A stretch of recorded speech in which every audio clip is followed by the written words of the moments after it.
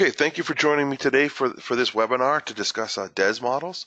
We're not going to be able to develop really complex DES models today, given our time, but it's more important as an intro to get you used to the basic concepts of a DES model, and then as the complications of your own model increase, you can work those into the model. So just note everyone's microphone is muted, but please use the chat window to send questions if you have any. So let's start with kind of comparing DES to a Markov model. I'm sure that you've created Markov models before in TreeAge Pro, and the first thing you'll see looking at this simple DES model is that these are DES nodes, not Markov nodes. It's a similar structure in terms of you'll typically have a decision node here, and you'll have strategies emanating from that. But in a Markov model, these would be Markov nodes, and instead they're DES nodes. But the structure looks very similar. So the good news is, if you've built Markov nodes, building a DES model is not a huge change. A lot of it is very similar. So I like to say it's about 60% the same and about 40% different. But you're not starting from scratch. A lot of the things that you already know, creating variables, things like that, structures, adding rewards, a lot of those are very similar. So that's good. What's different is that Markov models break time into fixed cycles. So you might have a 20-year time horizon, and you might break it into 1-year cycles or 1-month cycles. And what happens is you kind of sit here and you have probabilities here, and these probabilities may or may not happen within that cycle. And then you might come back here and have another chance to experience that risk. So everything's driven by whether events happen within that cycle or not, and the probability that that happens within a cycle. Now, DES models, although they have a similar kind of health state kind of structure, they differ significantly in that these are time nodes, and these values are not probabilities. They are time to event. So how long does it take the first person to progress to severe? How long would it take that first person to die and die from the mild state? And which one of these things happens first? So the fundamental difference is, in a Markov model, you have fixed cycles and probabilities, and in a DES model, you have events that happen at some time in the future and use distributions to derive how long that is for each patient. And other than that, most of the stuff is the same. There are a couple other things, like stage is very important in a Markov model. How many years have gone by? How many cycles have gone by? Whereas in a DES model, we use this underscore time. That tells us how long has passed, because it could be 6 or 7 years before one of these things happens. So stage is kind of irrelevant, and time lets us know how far into the future we've gone. So let's start from the beginning. So the basic concept of a DES is we're following patients forward in time, and we always have to run them as microsimulation model. Well, why is that? Because we need different time to event for each person. We can't just use a mean time to event and everyone progresses in 5 years. That would be irrelevant. That would make the results meaningless. We need to have to run patients, so we have to run microsimulation. Then let's look at the structure from the beginning. So, and the model we're using is this model right here. In the projects view, example models, discrete event simulation, DES model with health state. So if you ever want to open this on your own, it's right there waiting for you. Here's the model. We see I have our DES nodes, right, instead of a Markov nodes. But back here, the structure is the same. We have a decision node, and we have 2 strategies. The second strategy is a clone of the first strategy, which is the same thing you could do with Markov models. And there are 2 parameters that are different for the 2 strategies. One is the time mild to severe, right? And that uses a different distribution for this progression in each one, reflecting a different rate. And then the other is the cost. So we're paying more in the second strategy to slow the progression. And how do we know? Well, C mild 2 is bigger than C mild 1, so it's costing more here. And the rate is lower. So the rate associated with this time to event is lower for the second strategy than the first. So those are the only two things that are different between the strategies. And now we can really just spend a lot of time focusing on the first strategy because the second strategy works the same. Okay, so each of our, right off the DES nodes, I have 3 health states: mild, severe, and dead, very similar to a Markov model. And then those health states, other than dead, which is the endpoint for the progression, are time nodes. And what that means is a patient will sit here at this node for as long as it takes for one of these 2 events to occur. Now, one person might progress to severe, and the next person might die from mild, but they're always going to be driven by the same 2 distribution samples. It's just each person is going to get a different sample from those distributions. So, for example, someone might be sitting here and they might draw a distribution sample for 3 years to progress and for 6 years to die. So this event's going to happen first. So that person will progress to severe, pop down here, and then they'll stay in severe for as long as it takes for this event to occur. So DES models actually run much faster because it's just boom, boom, boom, and you're dead, as opposed to did something happen, did something happen, did something happen, which is the way the Markov models function. So again, every patient is going to have a different draw from these 3 distributions. And because those distributions, because that person got different values, they could take the same patient pathway in a different time period, or they might take a different patient pathway. The next person might die right from mild, never progress to severe. And we'll run, when we run the model, we'll look at the results and see what happens to our patients. Okay, moving forward, let's look at the distributions. So here are distributions. Right? There's 4 of them, and they're all exponential in this model. And exponential distributions represent fixed risk distributions. So the equivalent of a fixed probability in a Markov model is an exponential distribution. Let's just briefly look at this brief PowerPoint slide right here. And this shows the equivalence between a 10% probability of dying. That would be the Markov, right? People would be dying off each year along that black line. Whereas the distribution, the exponential distribution, is that purple curve right there. And the individual might get a draw here, or might get a draw here, or might get a draw here, or back here. And we have to run enough patients, so we approximate this curve as best we can, and you'll have continuous death of the patients within the cohort. So this is the equivalency between the fixed rate probability and the fixed rate distribution sample. Now, returning to TreeAge Pro, let's just take a look at one of them. This is the probability, the time to event for moving from progressing from mild to severe in the first strategy. And you notice it only has one parameter, lambda. That's the rate. And that rate was 0.2 for the first strategy. A similar distribution will use a rate of 0.16 for the second strategy. So this is going to get shorter time to events than the one with the shorter rate.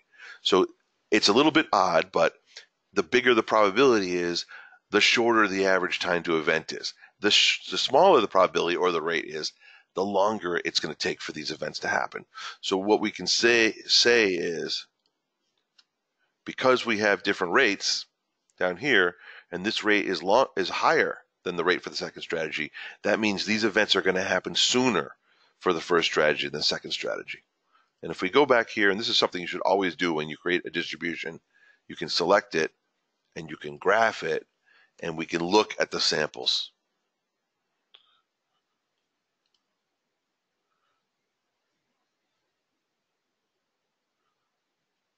And I'm just generating a graph of the samples from that distribution.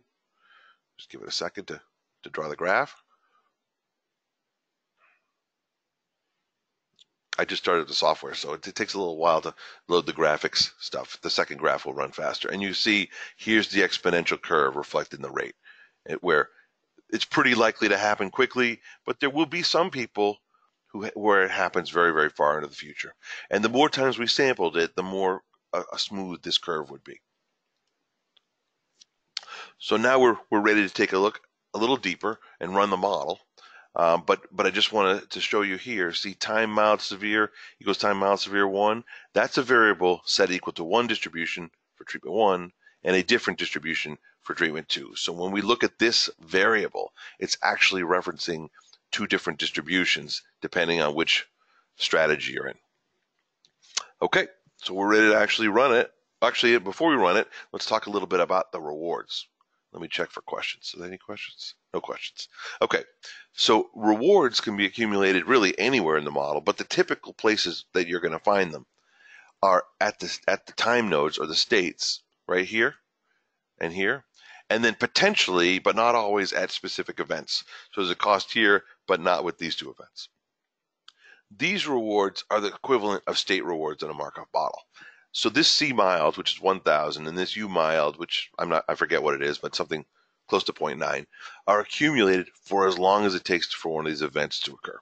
So for example, if you're sitting here in the first strategy and you're accumulating $1,000 per year, and it takes 3.5 years for progression, and this happens later, it doesn't happen at all, it's going to accumulate 3.5 years times $1,000. So $3.5 thousand, or euros, or whatever your currency is. So this C mild is a fixed amount, but it's accrued over however much time it takes for one of these events to occur. The same with the U mild. Whatever this utility is, it will be multiplied times 3.5 to see how, based on the time to event of 3.5 here. Now, the event-based ones over here, so it's not a time node, it's at a non-time node, these are just fixed values. So assuming the person's progressed and didn't die directly from mild, they're going to accumulate that $6,000 cost regardless of when it happens. It doesn't happen if it happens 1 year in, 2 years in, 3 years in. It's a fixed value associated with the event. So again, just to repeat myself, these costs, time costs at the time node, accrue for as long as it takes for something to happen, and these event costs at the event nodes just are fixed values based on that event occurring or not occurring. Now, there's one little difference here, that if you're using discounting, a $6,000 cost that's only 1 year out will actually be a higher value discounted than if it happened 10 years out. But ignoring discounting for a second, this is just a fixed value. And discounting can be handled in DES models, through tree preferences. You just turn it on, global discounting, and it will account for continuous discounting for the for the time-based rewards, and discrete specific time period discounting for the event nodes. So I think we're ready to run it. So I'm going to come back here to the decision node. I'm going to run analysis, Monte Carlo simulation. Actually, before I run it, let's just check one thing in the tree preferences. You'll notice right here I have time reporting on, and I'm recording the values that happens. That allows us to track the patients. You don't have to turn this on, but it's a very valuable tool in terms of understanding how your patients are moving through the model. So I just wanted to show you that time reporting was on. And just for your information, if you want to turn the discounting on, which I don't have on, you would turn this on and put the rate in. But I don't need that. Now let's run the model. Analysis, Monte Carlo simulation, trials. I'll run 1,000 people through. Boom, really fast, right? Because those events happen quickly, right? Person's either going to progress or not, but they're either 2 steps and they're dead. So the DES models run very, very quickly. And we get an average cost per strategy and average effectiveness per strategy. And these 4 values are all we need for our cost effectiveness analysis to choose the optimal strategy. But before we jump to that, I want to show you the time reports. And we'll just focus on treatment 1, but treatment 2 would look the same, just slightly different parameters. And let's start with a trial. Okay, this is a reporting of the tracking of the first person of the 1,000 that went through the model. And let's look at them in detail so you can understand how these models run. So the first thing that happened, they're sitting there at the mild state, and we draw the distributions. My time to progression is 3.8. My time to die is 11.2, just for this one person. This is a shorter event, so that's what happens. And they were accruing $1,000 per year, 3.8 years. There's your $3.8 thousand. What happens there? They went to severe. Now they're in the severe state. Go through the event. They got the $6,000 cost of the event. Now we're in severe state. How long did it take to die? 3.1 years, severe to dead. Add those two together, and sure enough, they die at 6.9 years into the future. And we accumulated cost for the additional 3.1 years spent in the severe state. The next person, right? Same path, different values. Why? Because 6.2 is less than 7.6, so sure enough, they progress. They come down to severe, and then they die 5.9 years later. This person lived 12 years and accrued this much cost. And you could look at this for every person in the model, right? Here's someone who died directly from the model, did not progress. Trial number 5. Why? Because the time to death, 2.39, was less than the time to progression. And we should expect some people, not many of them, but some people should die before they progress. And if you could look at as many people as you want, but I think we've looked at it enough. So I'm going to close this report, and then I'm going to open up the cohort level report. And this shows you by year. Now it's a little bit odd because it takes that continuous time and aggregates it into year by year. And you can see that at the beginning, sure enough, everyone was in the mild state. After 1 year, we had lost about 20% of the cohort, nearly 15% to severe, and about 5% to death. And after 2 years, we had 13.6% dead. And after 3 years, 24% dead. And as we move out into the future, we can see eventually we get down here 40, 42 years or so, and everyone's dead. Right? So, and that's expected because we ran it as a continuous model until death. We did not have a time horizon, or we had a time horizon of 1 million years, so that it wouldn't apply, and it would just keep running until everyone was dead. So these two reports, the trial level 1 and the cohort level 1s, help you understand the movement of the cohort through the model, the patient pathways of the individuals, the patient pathways of the overall flow. Now, I saw a question. Let me just check on that question. The question is, where do you set the preferred unit of time in the tree preferences? That's a good question. You really don't have to set it other than for tree preferences, but what it really comes down to is your distributions. I created distributions that were sampling in years. So when I created this distribution right here with a rate of 0.2, it's sampling years to the event. And that will be typically what you would do. You would sample in years, but it's all a function of whether your distribution is returning units in years or returning units in months or returning units in days. And you need the three, well, in this case, the four distributions to all be consistent. They all need to be sampling in years. So you don't really have to say that, with the exception of tree preferences, because in order for discounting to work correctly, we have to tell the discounting function that those distributions are returning years. So it's somewhat implicit when you create the distributions, but you have to tell it what the unit is so the discounting knows how much, when you talk about 3.5 units, is that years or months or days? Good question. So now we've looked at the patients, and we can really come back here.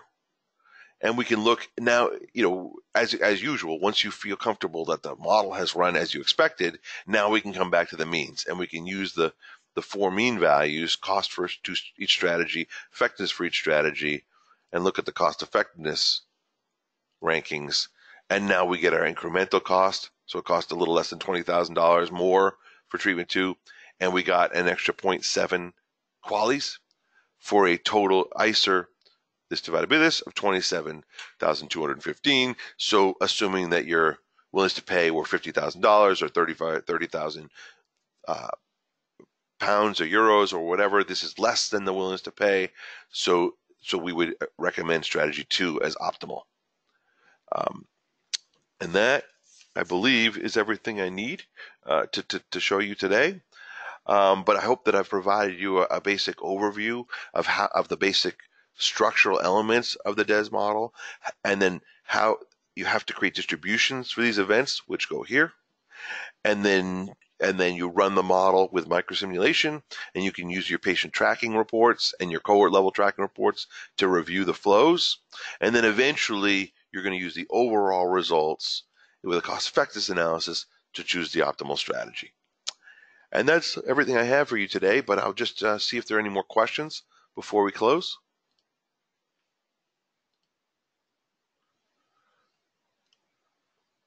Okay, it looks like we have no questions.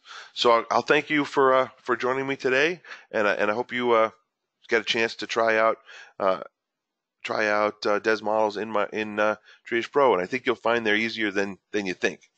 The real challenge is just coming up with the right distributions, and those typically come from regression analysis. So if you can understand the flows and the progression rates and whatnot, it's not that hard to create the DES models.